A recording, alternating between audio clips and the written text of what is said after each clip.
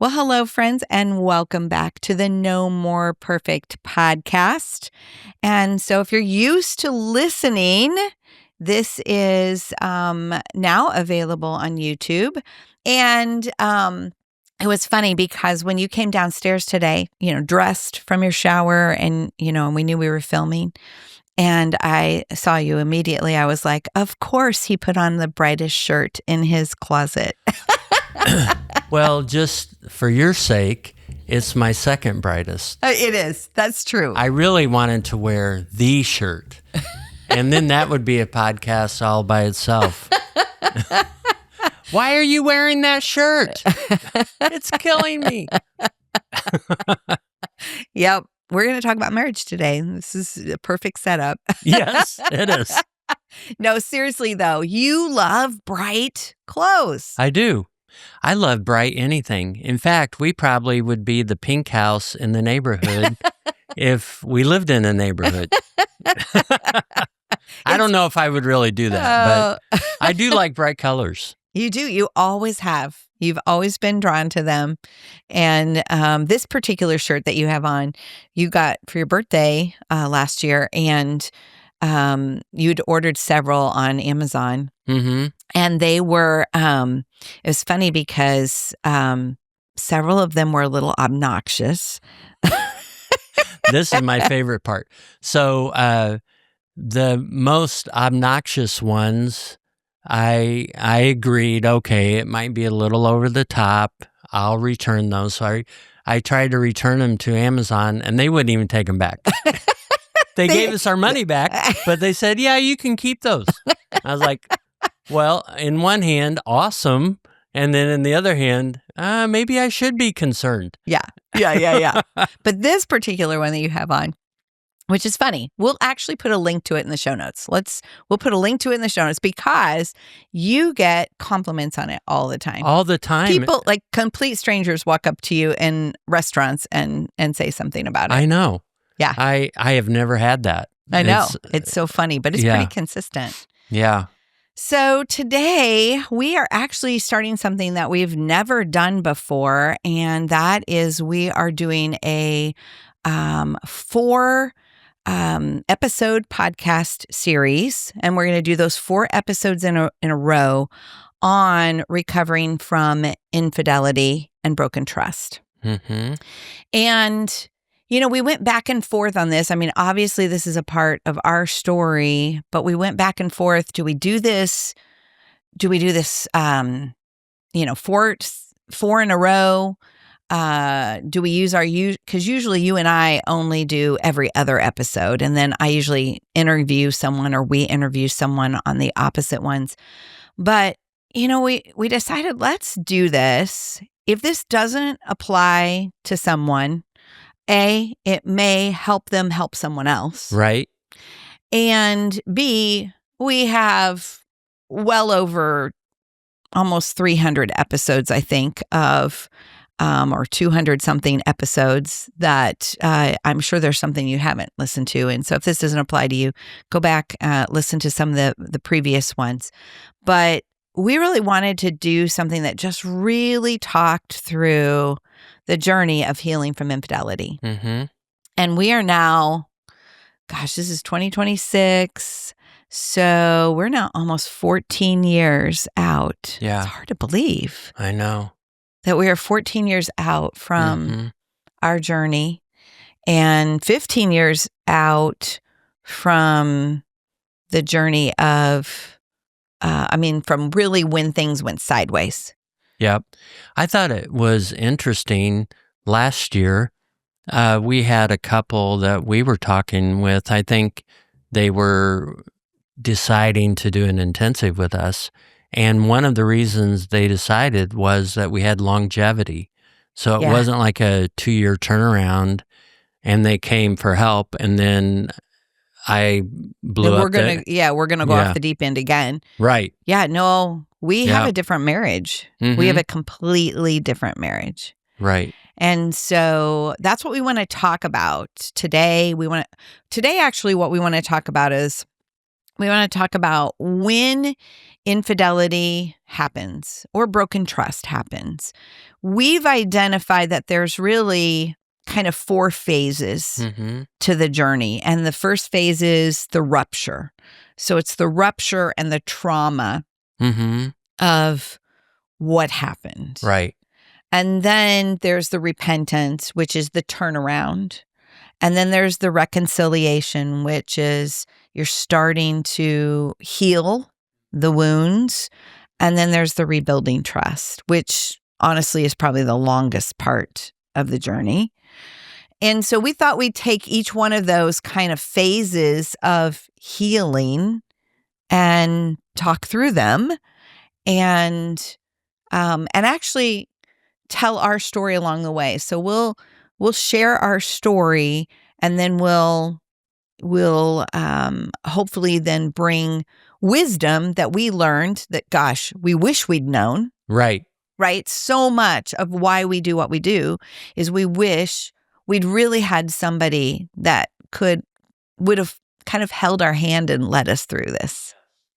And so that's really what we want to do. And really, that's what we do every day in helping couples navigate not just affair recovery, but trauma or they're stuck. Yeah. Or just long-term difficulties that they can't seem to get past. Although a big portion of the people that we work with have some form of broken trust. Yeah. So today, where we want to go is we want to go back. We want to go back to 2011 because that was when things started. Really, 2010, 2011 is when things started to go off the rail. Really, before that. Right. But can I color my beard so I'll look younger? Have you earned all of those gray hairs since 2010, 2011? How come I have more gray hair than you do? I don't. I don't think that's true. You still have a lot of color on the top of on your hair. Yeah, so probably 2010 before, but we were. I'll speak for myself. I was definitely struggling in our relationship. I just couldn't figure out how to really let you know what I was feeling or what I was struggling with. And I didn't know how to be completely direct. I hinted, I hoped. Yep. And none of that was clear. No, it wasn't. You did a lot of complaining. I did that. Or making statements. But I'm kind of a data logic thinker. And so you'd make a statement and I would it would be like you would say, oh, we're just too different. And so I would then come to that from a logical perspective. And I would say, well, honey, that's what marriage is two very different people. I think it was more this way. Mark, welcome to marriage. We're just two very different people, and that makes us perfect. And I would be like, ah! That wasn't really the answer I was looking for. No, it wasn't. Yeah. And so you felt you were dissatisfied in our relationship. I was not. Right. So that's big. And we find that with couples that I was very satisfied. Now, in hindsight, we know I had avoidant attachment. You had anxious attachment. And what we find with avoidant and anxious attachment, and what that means is attachment is how it's the relating patterns formed in childhood that you carry into adulthood. And so those with anxious attachment are always looking to connect. They're always longing for more. And it's almost like they have this insatiable desire to connect. And for those with avoidant attachment, they have a desire, like they're very content with where things are. They aren't necessarily looking for deep connection. They didn't necessarily In fact, they learned in childhood to just be independent. Right. And so I was very satisfied, and you were not. And what we now say, especially when we're working with couples, is it's never as bad as the person with anxious attachment thinks it is. Mm-hmm. But it's also never as good as the person with avoidant attachment thinks it is. Right. But you were spiraling in bad. Yeah. You were spiraling. You know, as you're talking, we've also referred to anxious and avoidant attachment as a dog and cat attachment style. And yeah, dog and cat relationship. You were the dog. I was the cat. Yeah. And in some ways, I was like the nervous chihuahua. Hey, remember me? Oh, she's getting nervous. She looks angry. It must be about me, you know? Yeah. And you were the cat that was like, oh, brother, just go lay down. Then I'd go lay down. Then I'd come back 5 minutes later. Hey, do you remember me? Let's play ball. Yeah. Yeah. And we actually have a little quiz you can take online. We'll put that in the show notes. It helps you identify if you're a dog or a cat. Yeah. So we'll make sure that we put our attachment quiz in the show notes. But that dynamic was playing out, and it had been playing out. At this point, we'd been married 28 years. So, in 2010, we've been married about 27 years. And so this had been playing out all of those years, but we didn't know that. Right. And what was happening is your dissatisfaction was growing, which caused discontent to grow, which caused you to become disillusioned and ultimately disconnected. So that dynamic was playing out behind the scenes. I don't know it. I know you're struggling. And so you actually made a career change. You were a pastor for 20 years, and you made a career change in 2010. Yep. And you thought that was going to take care of it. Yeah. And the reality is I was operating the same way with the church as I was with you, and ultimately. And with God. Yeah. And I thought of a couple other deep D words. I was defeated. And ultimately, I was dead. Not physically, but my love for you had completely died. Mm-hmm. In fact, that was the very thing I spoke to you eventually. Mm-hmm. But yeah, I was deeply discouraged. Yeah. And that was leading you ultimately to a place of hopelessness. And we find that hopelessness is a big part of infidelity. Mm-hmm. It's not always the case, but it is in a lot of scenarios. Yeah. And so, so 2010 happens, and we think you're going to get better by making you leave pastoring, you launch your own construction company. We think things are going to get better. And you and I were, part of the purpose was I wanted to work more closely with you in your ministry. That proved to not be a good fit. And it just felt like one thing after another was spiraling. I couldn't get any footing. And ultimately, my life just was not rolling out the way I had envisioned, the way I had planned. Yeah, which is common in a midlife crisis. Yeah. I mean, and really, you were right at 50 at the time. So you're at 50 when you leave pastoring. And man, I mean, most midlife crises happen between 50 and 55. So you were right on the cusp of that. And the heart of a midlife crisis is life isn't working the way that I thought it would. Right. And so you continue to spiral. You're not in a good place. And we actually took a trip to Florida. You and I took a trip to Florida, just the two of us. And we were on the beach, and I'm holding my book because I'm not an ebook girl. I am a book girl. Of course, back then ebooks were just starting, but I'm holding my book and you are just like, you want to hold my hand.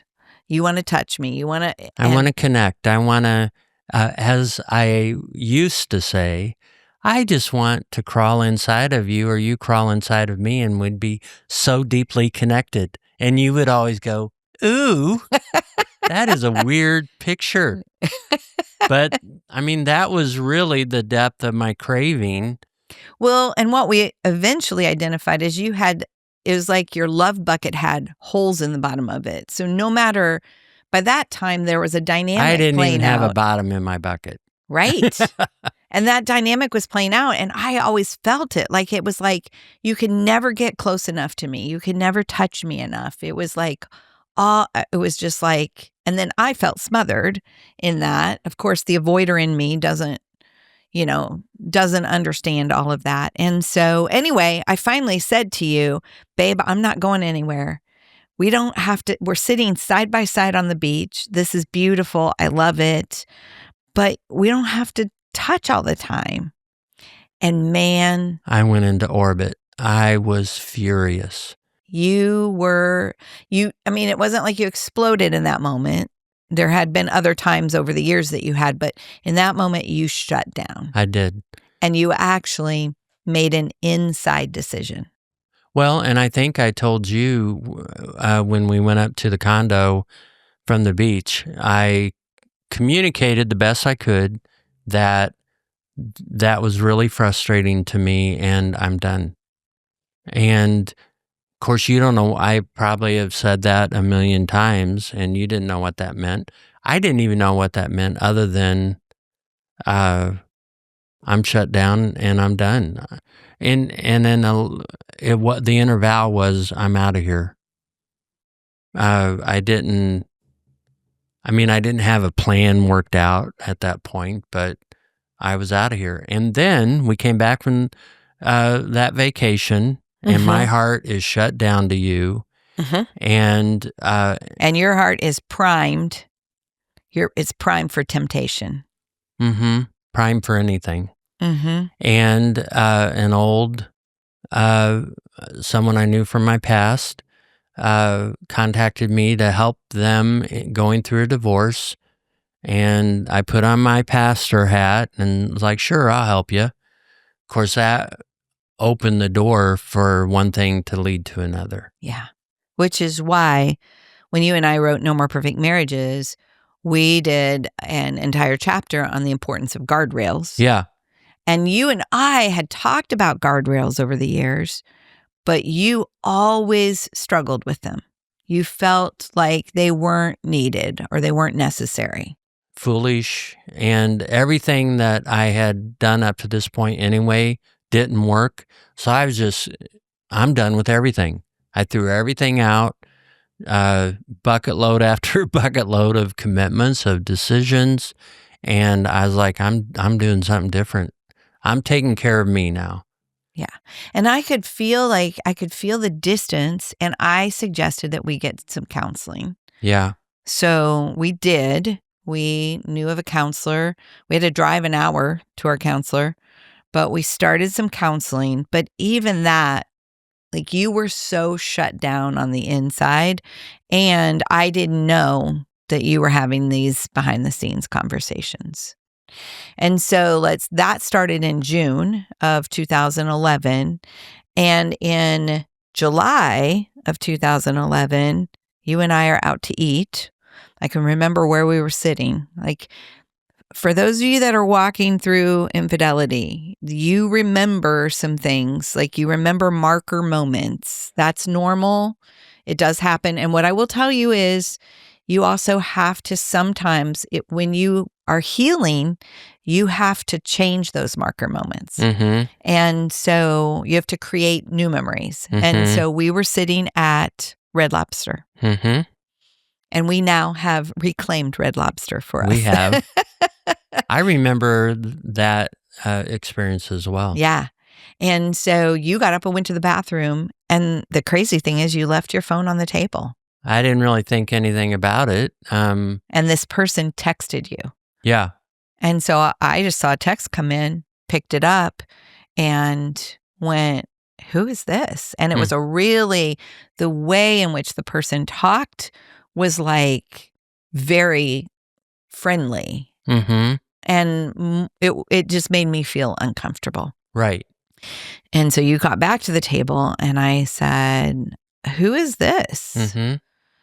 And you shared with me who it was and the conversations you were having. And I said that the way that text came in didn't seem like you were talking about her pain or her difficulties. And so at that point, like we talked about guardrails and said, our commitment has been that you won't talk to a woman without looping me in, and I won't talk to a man without looping you in. We need to get back to that. Mm-hmm. Right. And you agreed on the outside. Mm-hmm. Did you agree on the inside? I think at the moment, when that happened, it was very, I'm going to say it was innocent. Of course, I didn't realize how primed or how ready I was to just totally blow past the line. And so when you and I initially talked, I think I even contacted that person and said, hey, I totally have disrespected boundaries with Jill. I need to, I'm going to go back to looping her in. And I did that. But then I think she called me and started pressing for more. And I think that felt really good. Like, whoa, she's chasing me. She's wanting me more than just for my wisdom. And so that's what often happens too. But I think let's pause for a moment, because most infidelity is a slow slide. Mm-hmm. There's some. It's a one night stand. It's it is a seeking out. But a lot of times it's a slow slide. And that's why guardrails are so important, is because you want to guard against any type of a slide in the wrong direction. Yeah. And so then it was about a month later, I was actually speaking at a conference, and you and I we didn't speak together. I think I spoke. You went along with me to like work the book table. And as we were driving home, we stopped at at a rest area. I think you left your phone in the car again. Or no, we didn't. It wasn't that. You handed it to me to like do something on it. I think it was to do the maps or something like that. And I found it again. Mm-hmm. And so each time my heart has dropped. Right. My heart has dropped. Mm-hmm. My heart has dropped. And then it was about a month after that I came home from speaking again. I'd been up in Chicago just for the day. I came home late at night. Now, at this point, you're in a really dark place, because you're actually, you're starting to drink. Mm-hmm. That summer. Yep. You really started to drink. Mm-hmm. Like, we didn't ever have alcohol in the house, but once you were no longer a pastor, you wanted to be. Well, I threw all that out, and I'm like, that went along with all the things all the commitments that you'd made. It went along with that too. All of it was ridiculous. And so I did. I started to drink, and that night I had drank too much, and you came home, and I was asleep. You were asleep holding your phone. Yeah. Yeah, you were literally asleep holding your phone. And I walked into the bedroom, and I just thought, oh, He was so tired and he fell asleep with his phone in his hand. And I picked up the phone to just plug it in and looked at what was on the screen. And you had been conversing with this person and reading through the messages. It was evident you had been together. Right. And it wasn't just over the phone. And that was like D-Day. Right. Like that was the beginning of really a battle for our marriage. It was the beginning of my heartbreak. It was the beginning of even a deeper spiral for you. Totally. I think that was September-ish. It was late September. So June, July, August, September. So from June and me saying I'm done and I'm shut off, the 4-month spiral was pretty fast, I think, to where I was reckless. I didn't care. And that day, where you found my phone, I woke up the next day and I was like, dang, I don't know what I did with my phone. That's right, because when I discovered that, I did not wake you up. No. You and I had a counseling session the next day. Mm-hmm. So I was up all night because I actually called my girlfriend, Right. Becky, who had told me she knew Becky is what people might call an empath, right? She can feel other people's feelings. And every time that summer she would be here at the house, she would say, Jill, Mark is in a bad place. I can just sense that. And I knew you were. I mean, she wasn't telling me anything I didn't know, but she could just really feel that. And so she started telling me probably 3 weeks before, if you need me, I'm leaving my phone on all night. Mm-hmm. And I'm like, Beck, I'm not going to need you in the middle of the night. She's like, I'm just telling you, if you need me, I'm leaving my phone on. So some of you who are listening may, this will never be a part of your world and your life. And we hope that that's the way it is. But maybe you can be a Becky for someone, And so, so when I picked that up, and read that, I went downstairs and just fell apart. Mm-hmm. Then I got myself together. I actually called the person on your phone. So obviously she thought that you were calling. And I stated that I didn't want her to ever have communication with you again. It was a pretty simple conversation. And then I hung up and called my friend Becky. And we talked and prayed and cried for probably 3-4 hours that night, and made a decision that it was best that I confronted you in the counselor's office. Mm-hmm. And I'm glad I did that. Not everybody's set up for that, but I do think, when you can at least get your thoughts about you and to the best of your ability. I mean, you're traumatized. You are, your world has blown up. But when you can respond to it instead of react, it opens you up for a little bit better,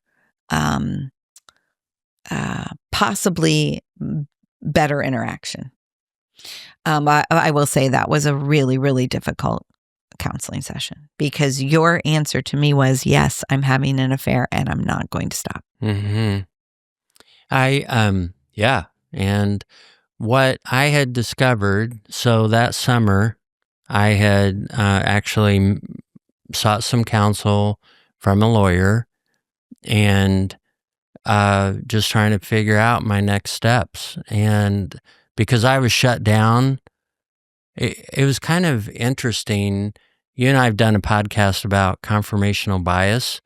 Well, I was seeing confirmational bias everywhere. Oh, yeah. It was nuts. And so confirmational bias is when you look for evidence of what you believe. Right. And so I was committed that I didn't want to live like we were living and there was no hope for a change. I had tried all these things and nothing worked.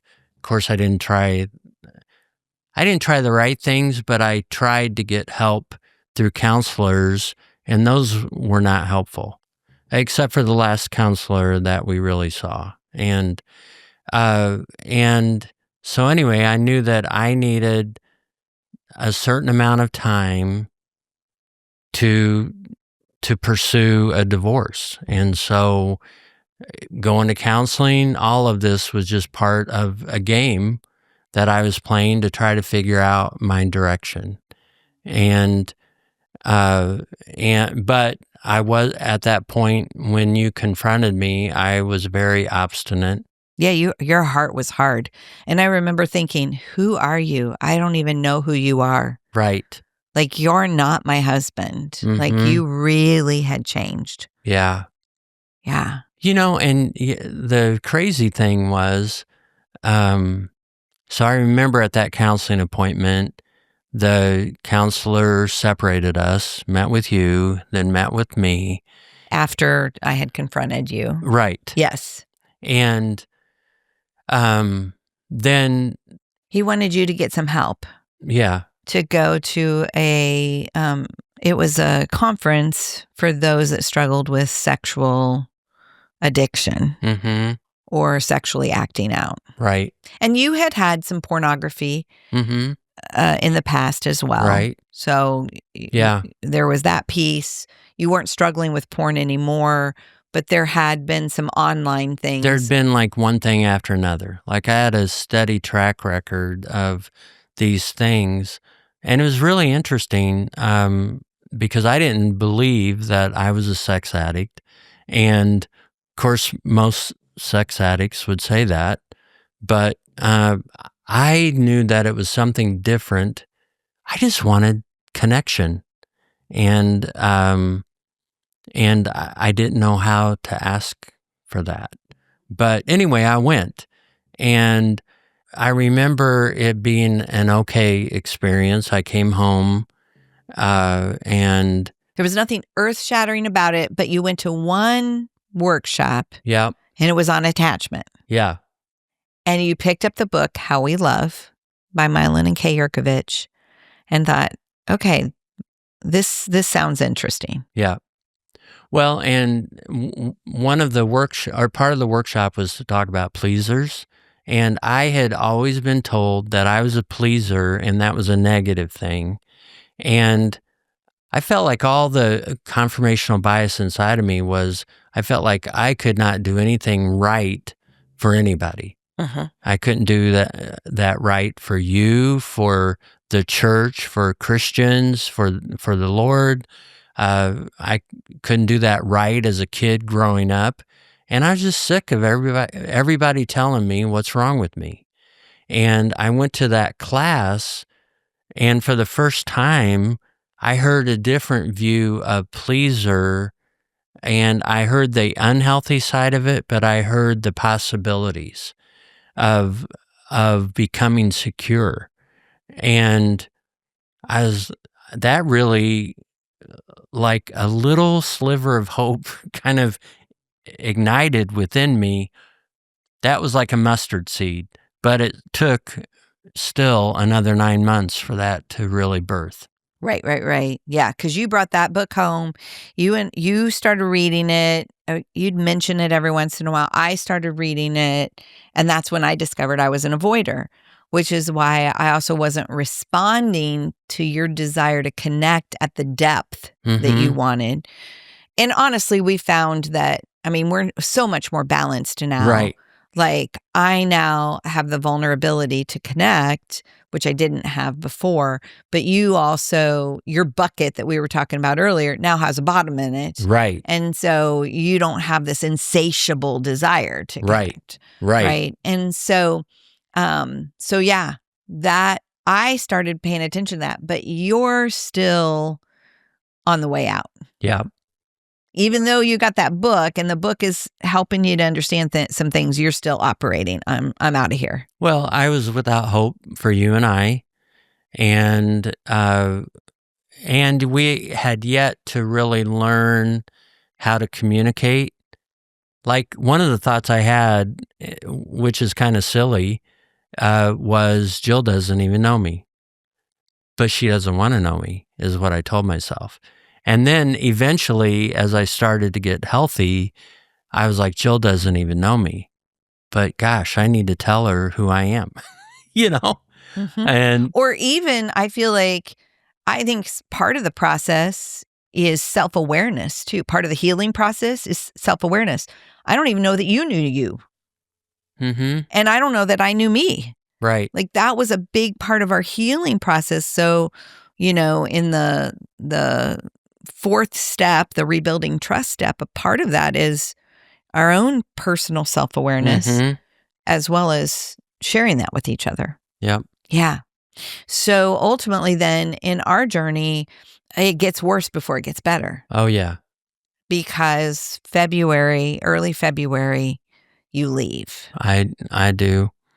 and you've been positioning for this. I don't know that. Mm-mm. So you've been positioning for this, and you leave, and you are absolutely, like, um, you're resolved. Mhm.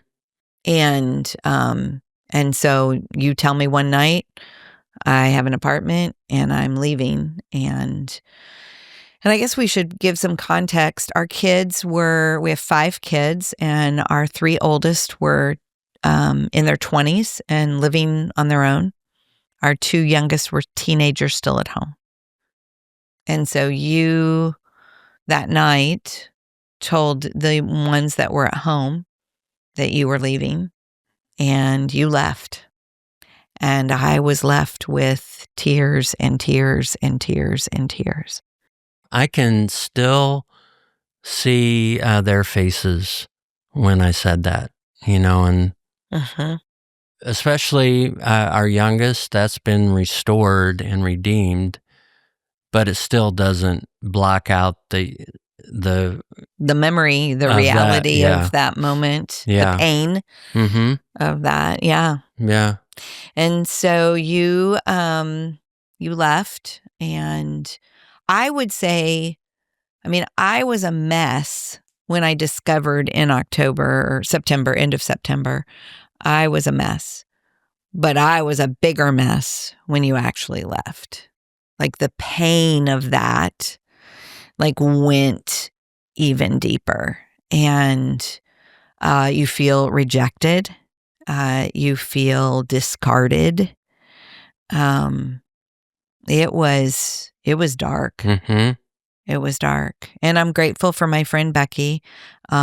She and 2 other friends ended up on my doorstep that night. This is why friendships are so important, is because, um, you hope you don't have to cash in your chips and have them get to a place of, where they need to rescue you. But that night, 3 of my friends were on my doorstep, and Becky stayed for 3 days. mm-hmm, And I was so grateful. And then after that, my dad came, and he stayed for a few days. After that, my sister came, and she stayed for a few days. And so I don't think I was alone for probably the first week. And you may not have that kind of support, but you may need to seek it out. If you don't have that kind of support, A, is it because you haven't been honest and shared what's going on and it's time to do that? And B, then maybe you need to find that in a more professional way. Like, sometimes as marriage coaches, you and mm-hmm, I do that for people. right, We become that support when they don't have it in mm-hmm. other areas of their life. But yeah, that was dark, and that was really, really scary. And what was going on inside of you at that point? Are you feeling almost elated that you have finally, like, taken this step? Or are you sad, or what's going on there? I don't know if the word elated, but I did feel relieved, and I felt resolved. I felt somewhat anticipating what my life was going to look like. And the biggest thing was I was deeply, deeply concerned about my kids. And yet I had convinced myself that they would be okay. Kids are resilient. They're mostly adults. In fact, they probably would celebrate me and say, Dad, I don't know how you stuck with Mom as long as you did. And definitely things that I had said to myself weren't playing out the way Yeah. I Because had. they weren't okay. No. And they didn't become okay in general. Mm-hmm. A couple of the kids were not affirming of my decision, but letting me know that they loved me and they want to stay in relationship. And so, Sure. but I did feel a little resolved. Yeah. Deep down, I felt like too, we both just needed a break, and I didn't know what that would really mean. Mm-hmm. And so, that ended up being a February, March, April, May. So about a 4.5 month Yeah. separation. Mm-hmm. And at that point, we had very little interaction. Well, I had said that I wanted to meet consistently with you, and Well, you asked to once a week have some form of connection because we had kids together. Right. That's what you had said. And so at this point, so really, let's go back to October. I would say in October or late September when I found out about the affair, that's the moment I started to do what I didn't know then there was a name for it, but there's a name for it called standing for your marriage. So it's believing for your marriage. And so I began to stand for my marriage. I believed that our relationship wasn't over. Mm-hmm. The whole time you're believing our relationship is over. Mm-hmm. And so now I'm at another level of standing because you have now left, but I'm still believing. And I asked the Lord back in September when that happened and I discovered the physical affair. I asked the Lord, probably, I think it was the day after, I don't know what to do. You're going to have to tell me what to do. I don't know what to do. And I heard one thing: I want you to love him. Mm-hmm. And I thought, that is the craziest thing I've ever heard. And I remember. Does it involve a gun? I mean, it was because I knew it was from the Lord because it wasn't my thought. Like, I wasn't feeling anything loving. Right. I was brokenhearted. I was angry. I was hurt. I was rejected. I wasn't feeling like I could love.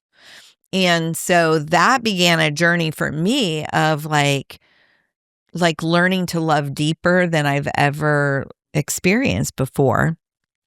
But now you've left, and that's putting love. Okay, God, you still want me to do that? Like, seriously? I don't know if you've noticed. He's really not lovable right now. And God, whispered back to my heart. He, sometimes you're not lovable either. And yet I love you.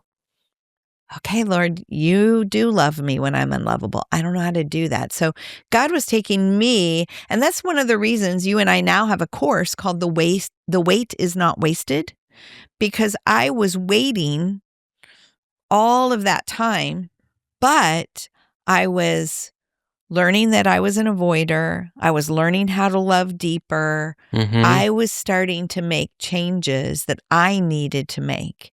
Yeah. In that. Mm-hmm. And so that's what was going on for me behind the scenes, even though that was difficult. Yeah. And you were engaged in the other relationship, but within a matter of about 6 weeks after you left, it starts to have conflict. Yeah. It was kind of fascinating that, I want to back up to October, that that I really felt we tried this thing for 28 years, and I'm not gonna just labor in relationship for another 28 years. And I'm sure somebody who's listening or watching is either they've heard their partner say that or they are the partner who has said that. Right. Mhm. Well, and I had a customer at that time. They were in their 80s, and she was just so stinking mean to her husband. And this guy was so nice, and she just was like a dog biting his tail. I worked for them for like 3 weeks in my remodeling business, and I began to believe that that was us. That was part of your confirmational bias. Oh, yeah. And I was seeing it everywhere. And and so that was really fueling me that I've tried every way I can to communicate what I think, what I believe, what I feel. And so I get into 6 weeks after I've left, and then this relationship seemed so promising, was starting to have difficulty. And I was like, my gosh, I just can't satisfy anybody. And then I began to really come to an understanding that there's challenges with Jill, there's challenges in this relationship. I could list all the challenges that I have had through the years, and I realized, wow, there's a common denominator, and that's me. And so I really became so confused by the mess that I had made, by the casualties that I had caused, and I felt like the only way out was I need to just divorce and let you have your life, let everybody heal, and I'm going to live in ruin. Mhm. That was the posture of my heart. You were still hopeless. Oh, I was so hopeless. I mean, and that it was deeper than hopeless in our marriage. Oh, yeah. I was hopeless in every degree. Yeah. Yeah. Yeah, and so you're at the bottom of the bottom. Mm-hmm. So I think this is where we'll stop in this episode, and because this was the rupture, the trauma. Mm-hmm. At this point, you actually made a U-turn, and we'll talk about that in the next episode, which is where we'll talk about repentance and what that U-turn looks like and all of that. But what I want to just say to those that are listening, sometimes infidelity will play out that when there's discovery, the U-turn happens quickly. Mm-hmm.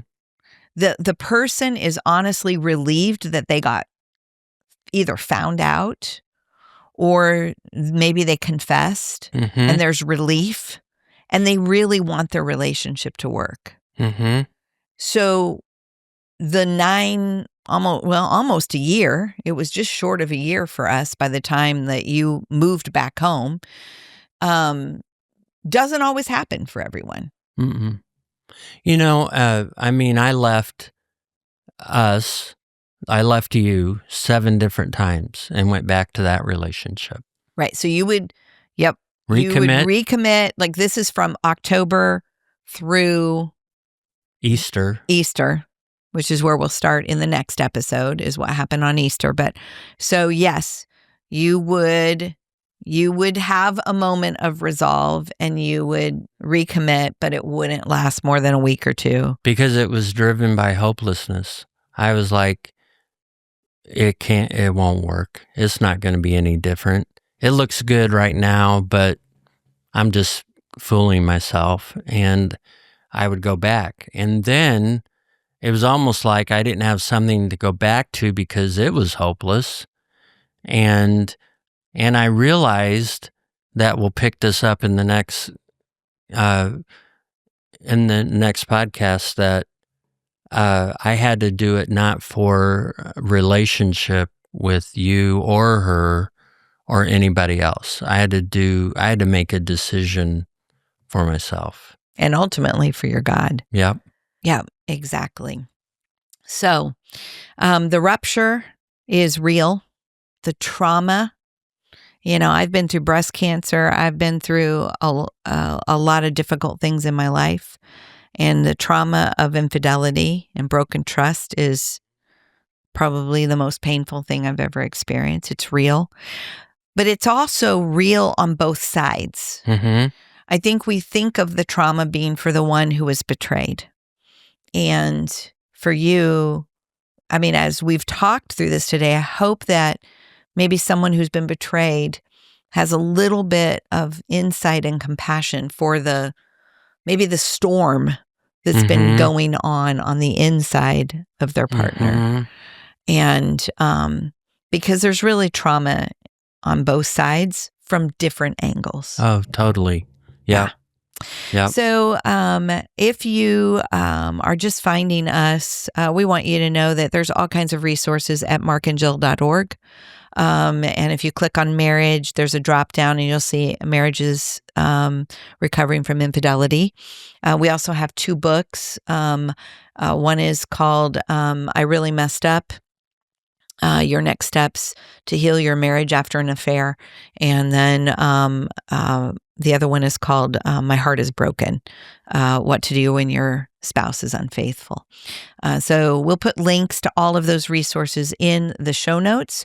And then we'll pick up in the next episode about what that next step, what the U-turn looks like, and continue walking through and casting vision for what a healing journey can look like after infidelity. You want to close in prayer? Sure. Father, thank you so much that Jill and I could share our story, that I pray for every person who's watching and listening, and Lord, not knowing their story, but Father, that you would reveal yourself, show yourself to them, and that you would bring hope and help. In Jesus' name, amen. Amen.